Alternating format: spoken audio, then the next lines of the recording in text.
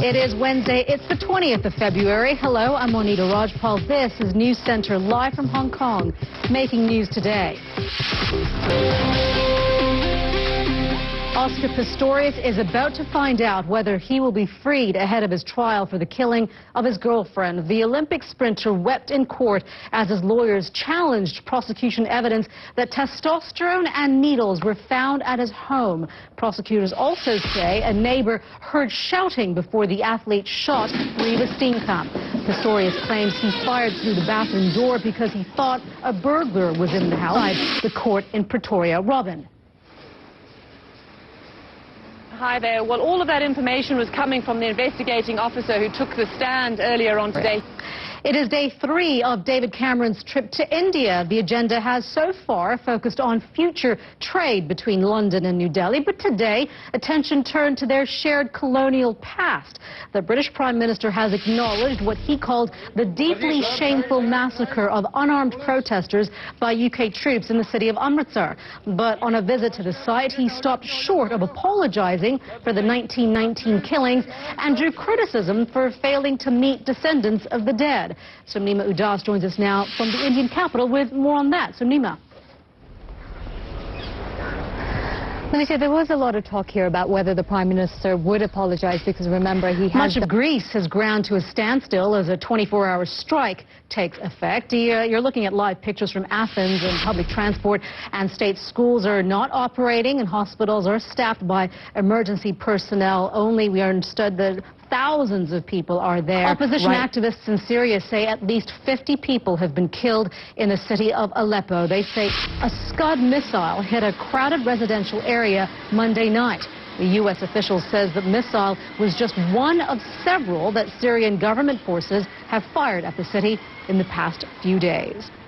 A French family, including 4 children, has been kidnapped in Cameroon. They were abducted near the border with Nigeria, where reports suggest they may be held. A breakaway group from Boko Haram called Ansaru is suspected of being behind the abduction, although no group has claimed responsibility for it. 15 French nationals are currently being held captive by groups in the region. The Bulgarian Prime Minister has announced his government's resignation after nationwide protests against austerity measures and fuel price rises. Some protesters were injured in clashes with police on Tuesday. Prime Minister Boyko Borisov said he would not participate in a government under which police are beating people.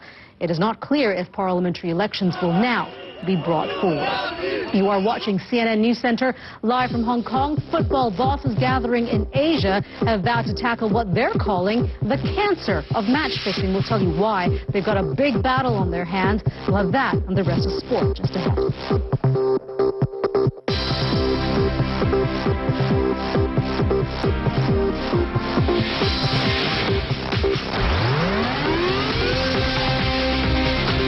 This is CNN News Center live from Hong Kong.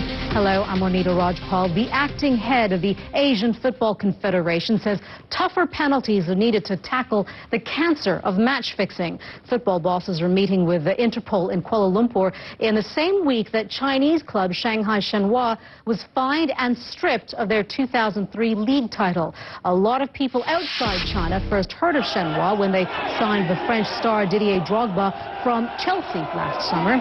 It is one of several Chinese clubs that have been punished for rigging games over recent years. Well, let's turn to football now in Europe and the Champions League round of 16, where the big match was Arsenal against Bayern Munich. Alex Thomas is in London with those details. Hello, Alex.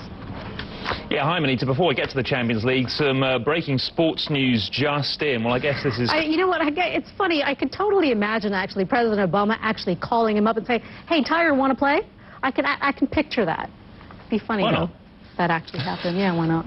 All righty. Thank you very much for that. Alex Thomas there, live for us from London. Now, police in Belgium are still trying to figure out who stole that $50 million worth of diamonds from a plane at the airport in Brussels. Remember, this was a story we brought to you yesterday. They say the heist was daring, it was well planned, and it took just minutes.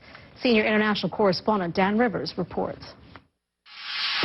It required chutzpah, inside knowledge and some very fast driving. One amazing story. You're watching CNN News Center live from Hong Kong.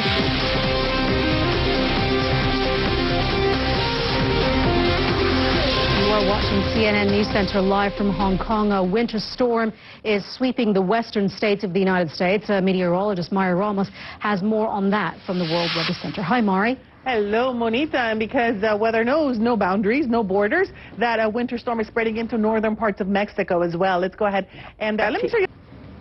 All right, Mari, thank you very much. The 85th Academy Awards take place in Hollywood on Sunday, and in any age of celebrity culture, few of the actors present, can actually claim they're famous only for their on-screen characters. One exception is Daniel Day-Lewis, a man renowned for inhabiting each role so fully that few know him or the real him. And as he aims for a record third Oscar, his peers tell Neil Curry how he broke the mold when it comes to movie performances. Daniel Day-Lewis first made his mark in film as a teenage vandal, scratching cars in John Schlesinger's 1971 film Sunday Bloody Sunday. You are watching CNN News Center. I'm Monita Rajpal live at CNN Hong Kong. Thank you for joining us. We'll update you with the news headlines in just a couple of minutes.